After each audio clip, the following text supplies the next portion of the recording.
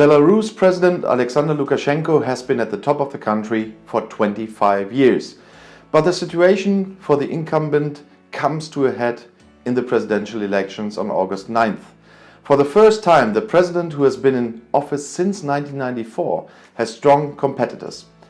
But the authorities are tough on the most promising candidates, bringing thousands of demonstrators onto the streets.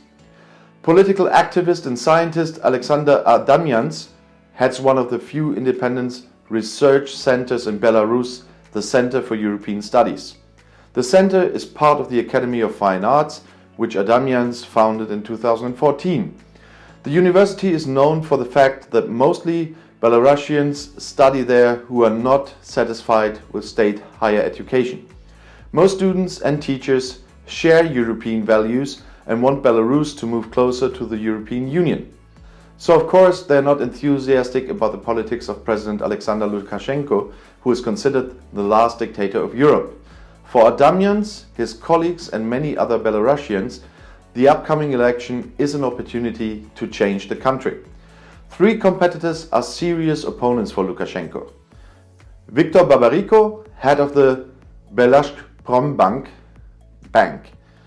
Valery Zepkalo, the former head of the Belarusian IT hub High Tech Park, and the opposition video blogger Sergei Tikhanovsky.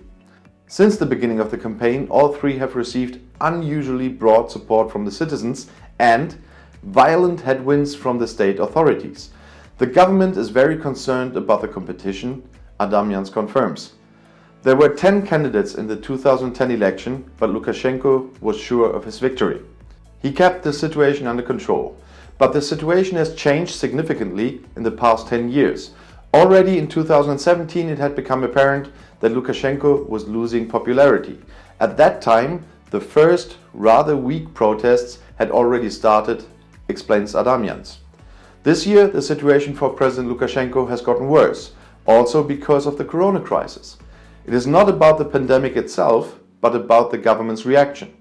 It was probably the first time that the president neglected the lives of citizens so directly.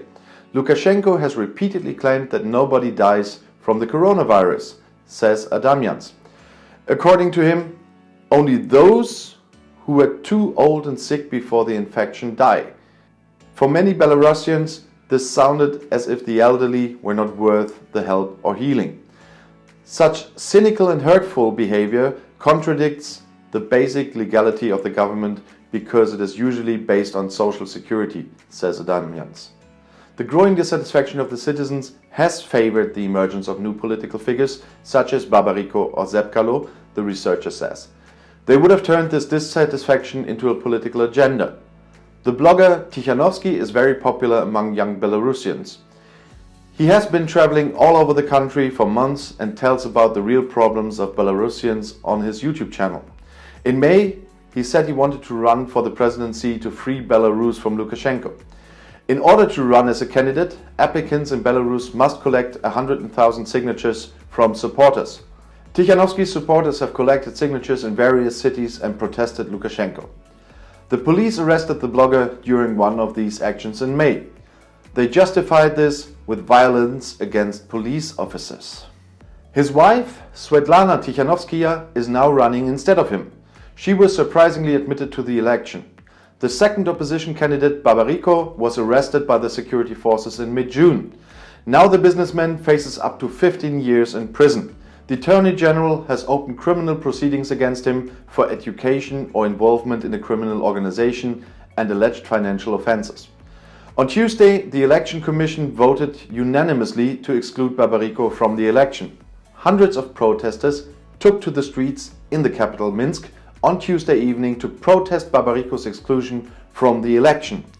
According to the human rights organization Viasna, more than 60 people were arrested. Opponents of the government also gathered in protests in other cities in the country. The authorities have removed the third dangerous competitor Zepkalo in another way.